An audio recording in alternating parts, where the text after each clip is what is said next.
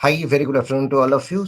Right, so we will get started. See, today we will again discuss on data interpretation. You have done one class on data interpretation, so you might understand the kind of things that you will expect. Definitely, you will expect a direction along with 4 to 5 questions, but that will require a little bit of data crunching or information analyzing. Data can appear in different forms like table, bar graph, etc., or pie charts.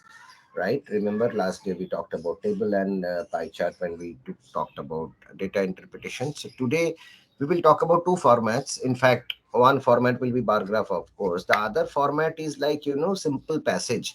So that will not have any diagram as such, neither table nor pie chart nor bar graph. So that will be simple passage from which you need to understand what type of information is there, and accordingly you need to organize the data well in your copy. So which is something similar to logical reasoning, but definitely little bit of understanding of numbers is also required. So let us proceed with one such set. Today I would like everyone to go through the set and try to organize the data and the information in your copy. As soon as I start getting some responses in the chat box, I will definitely solve each of the questions thoroughly after doing the proper analysis. Till then, let me see how many responses I get in the chat box. So all of you, please get going. Try this set in your own way first, and in your copy you should organize the data well. And in a while I am going to discuss the solutions to all the questions. So please start solving, all of you. Over here, if you notice, there are several parameters that we are talking about. So let me first make a table to represent those parameters. Definitely we are talking about the name of the players, which are denoted by alphabets. Then we are talking about the owners. We are also talking about the score that they have made, and we are talking about the country from which they belong. So we are looking at six of them. So let us have six rows.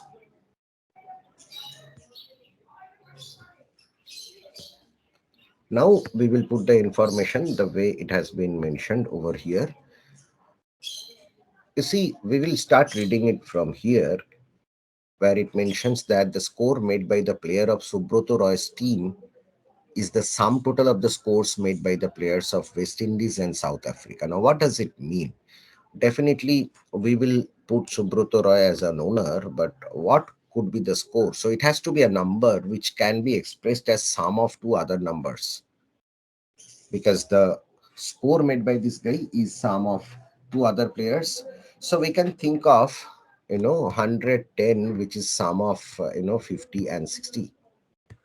So a few things that we can be sure of. One is the score is 110, and also we can say that you know the scores of 50 and 60 would belong to West Indies and South Africa in some order, either this or this. Then the next sentence says it is further known that the player from South Africa is selected in the team of Pritizinta and has not made the lowest score. So if the player who is from South Africa has to be either 50 or 60, and he's not making the lowest score, then this must be the player from Pritizinta's team, and he must be from South Africa, and then the other player must be from West Indies. So this one is sorted. So we are no more confused about this part, right? Now let us look at the next statement. And he is neither N nor K. Okay, so then here we can say this guy is neither N nor K. So we will see who he is, right? Then we get to know that the difference between the scores of the players in the team of Shilpa and Shahrukh is not same as that of those in the teams of Vijay Mallya and Preity Zinta. What does it mean? It means that the difference between Shilpa Shetty's team and Shahrukh Khan's team is not same as the difference between the players in the team of Vijay Malia and Priti Zinta. Now, out of these, there are certain things which are known by now. For example, we know that Priti Zinta's team player has made 60 runs, so we do not know about anything else, so we will keep it aside for a while. The next statement we will look at, the players from South Africa and West Indies are J and M, but not necessarily in the same order. So then we can say that, okay, these guys are J or M in any order, right? Then the next statement is L and O are not from Pakistan or Sri Lanka. Okay, L and O are not from Pakistan or Sri Lanka, but as of now, we do not have any space to be specifically putting this thing, so we will keep it aside. The player from Shah Rukh Khan's team and N are from Pakistan and Sri Lanka in any order. Please understand this sentence. The player from Shah Rukh Khan's team and N, which means the player of Shah Rukh Khan's team is not N, N is the other guy. Now, these guys are from Pakistan or Sri Lanka, but in any order. So, the moment we get to know further, we will put that J is the player in Vijay Malia's team. Okay, so now we know that this guy has to be J because this guy cannot be J who is from Priti Zinta's team, and this guy has to be from Vijay Malia's team. So, we can say that this score will be 50. Hence, this difference will be 10. And also the later part of the sentence says, which is the last part of the stanza, the player of Mukesh Ambani's team is from Sri Lanka. So now we know that if Mukesh Ambani's team is from Sri Lanka, then this guy will be from Pakistan, right? That is the way it would be. Now we can also consider the sentence that we have. So the only owner we are left with is Shilpa Shetty, which will come here. Now you see, we can look at Shah Rukh Khan's and Shilpa Shetty's player making different type of numbers. So what are the numbers we are left with? We have already taken care of 50, 60, and 110. So we are left with 70, 80, and 90. But then, since this difference is 10, this difference cannot be 10. So that means 80 can neither be, 80 cannot be the score of either of these two, right? So otherwise, if it is 80, then the other number has to be 70 or 90, then the difference would become 10. So 80, the player who made 80 does not belong to Shilpa Shetty's team or Shah Rukh Khan's team, which means he must belong to Mukesh Ambani's team, and then these two guys will get 70 or 90 in any order. Also, the countries we are left with are Australia or India,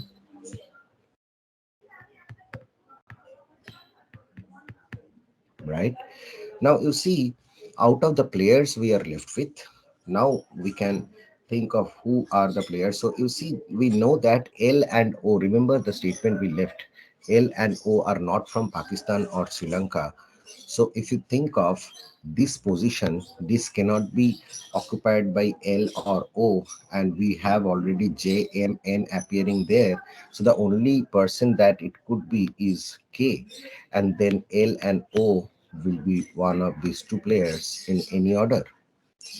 So although the table has lot of areas of confusion, but please keep it like this after thorough analysis, because beyond this we would not like to make any personal assumption that might make it ambiguous. So let us understand from here, the player from India represents whose team? The player from India represents whose team? So you see the player from India. Now we do not know which player is from India. That is the problem. Either it could be L or O. Hence, as such, we will say the data is not sufficient over here, right? So our answer choice will be option 4. Which player is from Sri Lanka? So then we have to look at Sri Lanka. So that is something we are sure of. So that will be N. Which of the following combinations is true? J. Vijay Malia, West Indies, of course. So the first option itself gives me the correct option, correct answer.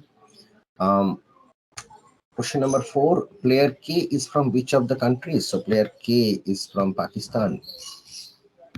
Option 2, that is. Scores of which two players, if added, will give me the maximum total. So please understand, the maximum total will be obtained if you add the players who are scoring 90 and 110. But the problem is we do not know who's getting 90, and also for 110 we do not know whether it will be L or O. So there is a confusion, so we will say cannot say. That is my answer choice, option number 4, right? So remember, if you make any personal assumption to put something over here or in these kind of situations, then your answers of question number 1 or 5 could go wrong, right? So do not make any such specific assumption. Just leave it with all the possibilities, right? I hope that was clear to you all. So that was basically an idea about how a caselet could be. See, the advantage is, although the analysis could take some time, but answering questions will hardly take much time, which means your entire time that you invest into analysis will get spread across 4 to 5 questions. That will be your advantage, right? So having said that, we will move on to the next one. All of you, please give it a try and share your answers in the chat box. All right, so let us understand. Uh, at first, we can look at the question, what they have tried to say here. So, a game consists of tossing a coin successively. There is an entry fee of 10 rupees. So, any which way to participate, you have to pay 10 rupees. So, whenever you are paying from your pocket, I'm writing that as minus. If you earn something, I will write that as plus, uh, just to make the convention very clear. Now, an additional fee of rupee 1 for each toss is going to be paid. The game is considered to have ended normally when the coin turns heads on 2 consecutive throws. In this case, player is paid 100. Alternatively, the player can choose to terminate the game prematurely after any of the tosses. Now they have said specifically Ram has incurred 50 rupees. Now we'll talk about that. Now you see, over and above this 10 rupees for T number of tosses, he will have to pay T rupees. So T into 1. So after this, there are two situations which can happen. One is normal end of the game. In that case, you earn 100 rupees. Or if you want to stop it in a premature way, then you earn nothing. So whatever you have lost, you have lost. Now we know that Ram has incurred a loss of 50 rupees, so the net loss of Ram is 50, right? So the question is how many times he tossed, right?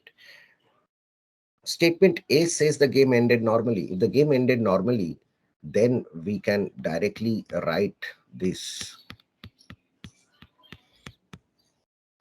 correct? So then this will give me the value of T. You don't have to solve it.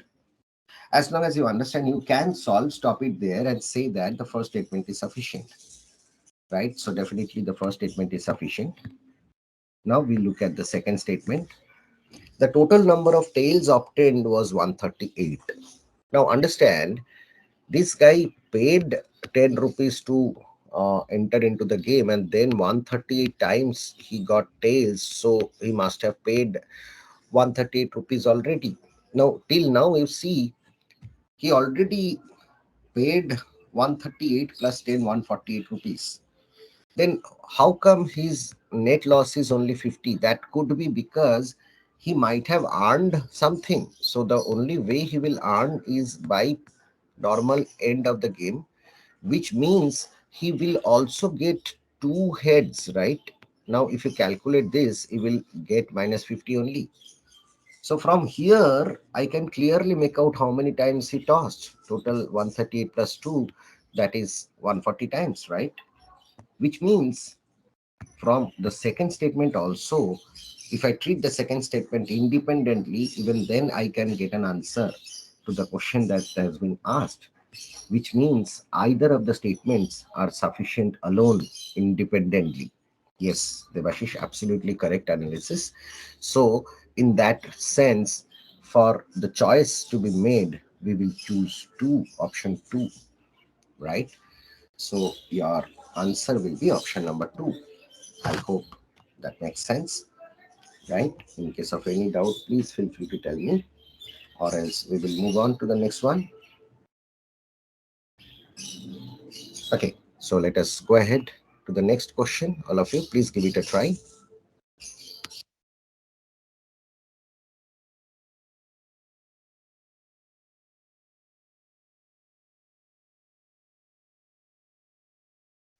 All right, so let's understand this. At first, we will try to recall the concept of mixtures and allegations, where we say that if two things are being mixed, and then we, let's say, we just to take an example, if there are two solutions of milk and water, in one solution you have 40% milk, in another solution you have 50% milk, and we mix in such a way that we get 46% milk, let's say, and we want to find out what is the ratio in which these were mixed. Then we do to take this difference over here, and we conclude that the ratio in which these were mixed will be 2 is to 3, right?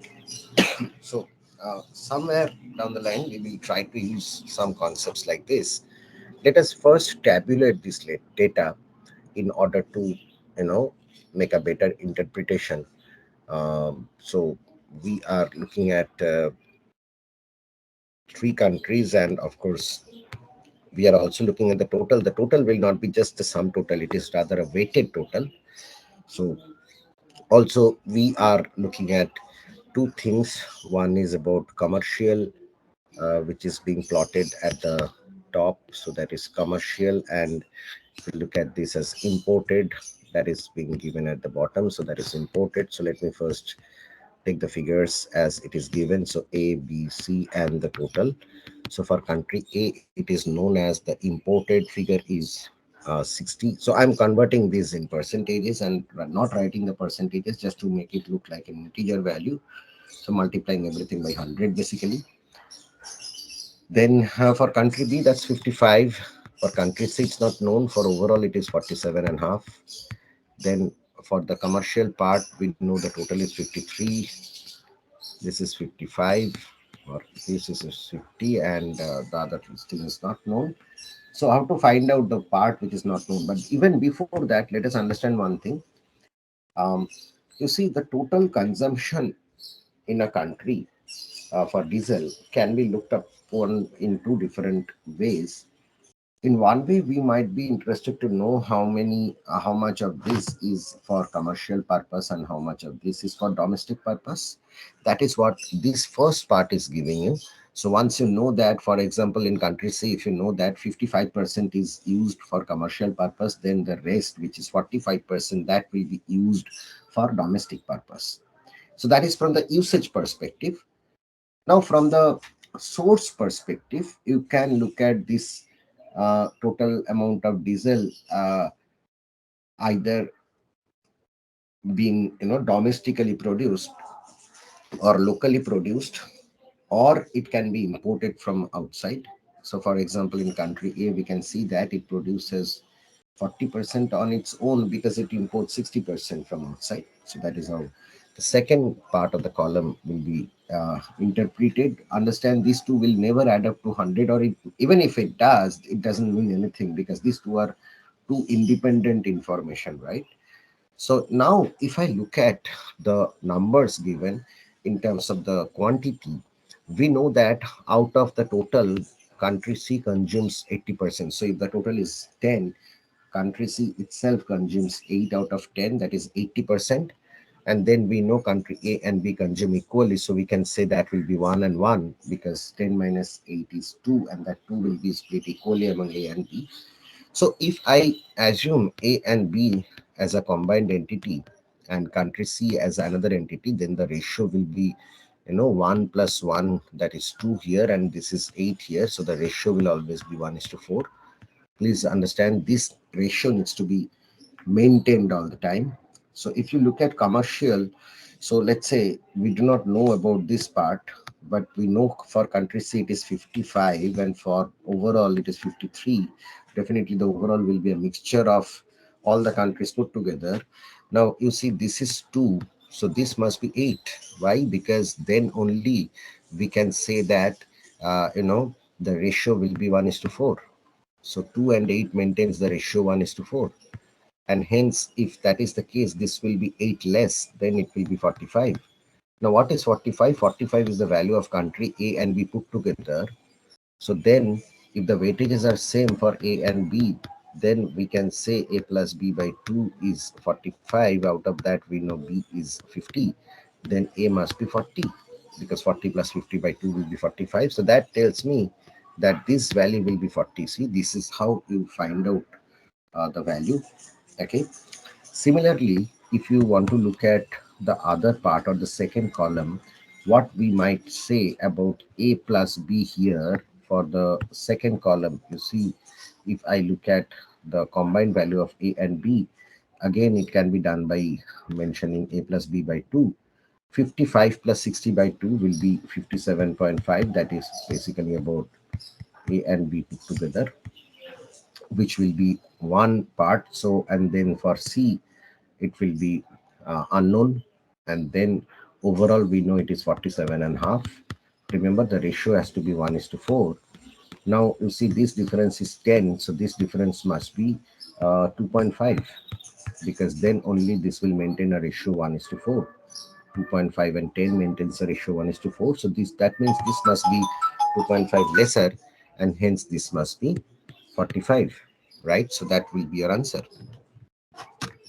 So then that gives you the answer, that tells you the answers directly, right? So then this will be 45 and this will be 40. That's how you can apply allegations to solve this. I hope that was clear to you all. All right, so we will move on to the next part. All right, so let us look at this. You see, it is definitely linked with your understanding of profit and loss. So we will require some of the columns. At first, we will need to know about the selling price and the cost price, and then profit percentages, right? So some of these columns I am preparing from the beginning, and then there are three products, of course. So, and then there will be some discussion on the total also. So I'm taking products out here, and then we are looking at selling price, then we'll look at cost price, then we'll look at percentage profit, and we'll look at absolute profit also, and we will also look at the total revenue or income, which is basically product of selling price and the quantity. And yes, of course, we will have to talk about quantity, should have mentioned earlier, right? So let me rather change the headings over here. First we will write quantity, and then you know uh, total revenue, and then we can also look at the total profit, so that we will consider later. So let us list down the products A, B, C, and then we have a total out here. Now let us fill in the data as we have. So the ratio of SP, the selling price, has been given as 4 is to 5 is to 7. As of now, I'm writing 457. We'll write the actual numbers little later. For cost price, the ratios are given as 5, 6, and 8.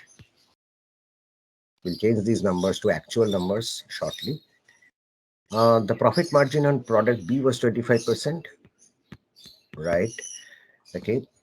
Company sold 6,000 worth of product A, which means the revenue by selling product A was 6,000.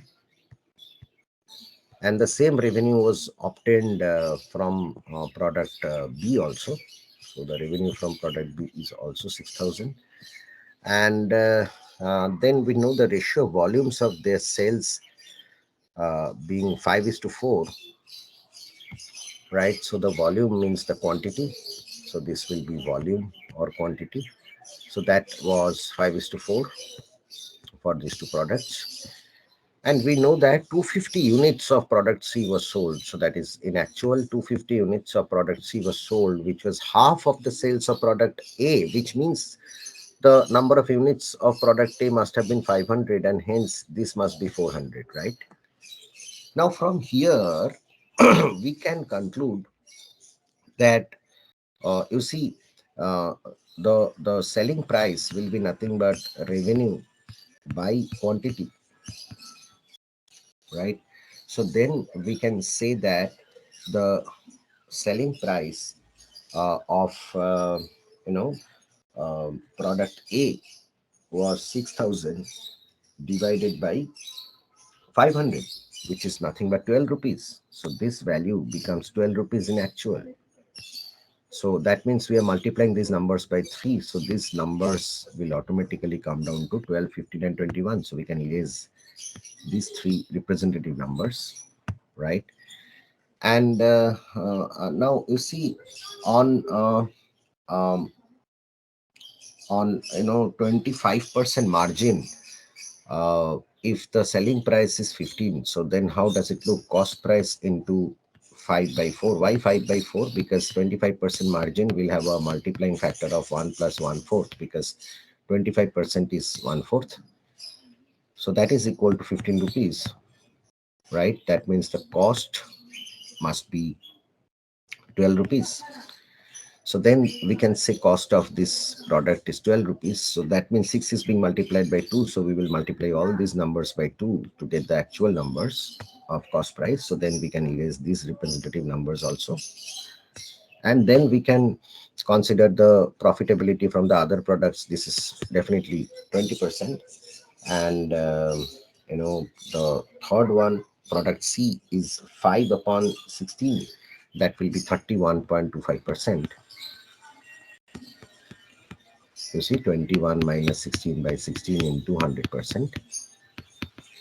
And also the actual amount of profit, very clearly you see, just if you multiply you will get that.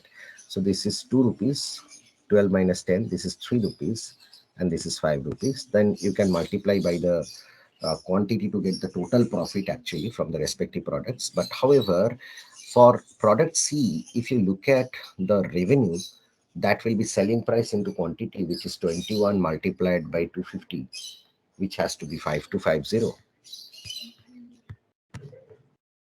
right? So then we can say the total revenue will be 5250 plus 6,000 plus 6,000, which is 17250, right? From here we can answer many such questions like what was the profit generated by selling A? That must be 2 rupees multiplied by 500, that is 1,000 rupees. That is a total profit. Profit margin is highest for which product? That is product C, of course. Total revenue, that is already something we have calculated, 17250.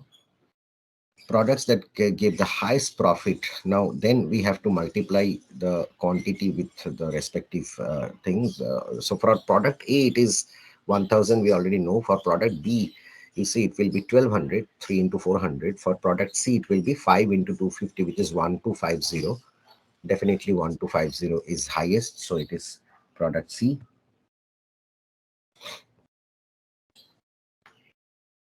What is the total profit from all these three products? So then we can multiply, then we can add these three numbers. So 1,000 rupees of profit from product A, that is 2 into 500, then 1,200 from product B, and then for product C it is 1,250. So we get 3250, 3450, I'm so sorry. So then your answer will be option number 3, right? So that will be your answer. Hope that was clear to you all. All right. Okay, so we can move on. Please try the next one, guys, and share your answers in the chat box.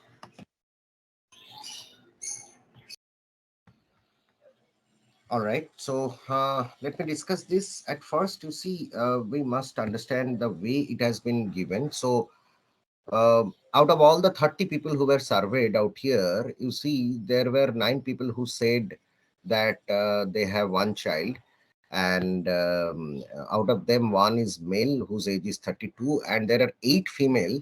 For the female, the minimum age is 35, the maximum is 57. Both are inclusive, actually, right? So that is how it is. So let us look at the questions one by one.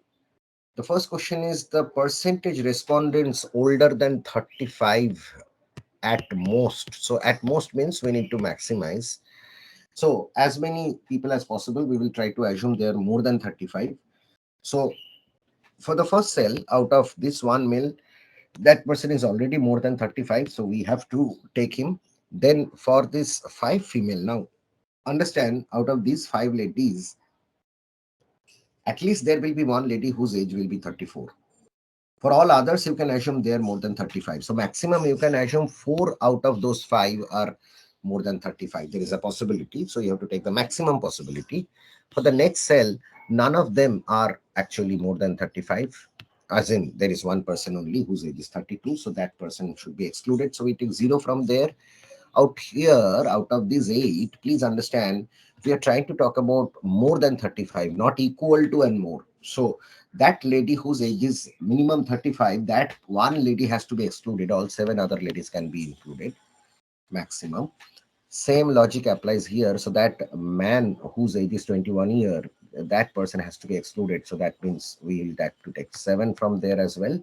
Then for the next one, both all three of them are already above 35. For the next, none of them are in that range of more than 35. So we'll have zero there. And out of these two female, that lady of 40-year-old, that lady has to be included. So that way we get this, right? Ah, just give me a moment. In fact, I got a couple of answers from the Bashish. Just notice that. So let me just wait for a couple of more responses after this.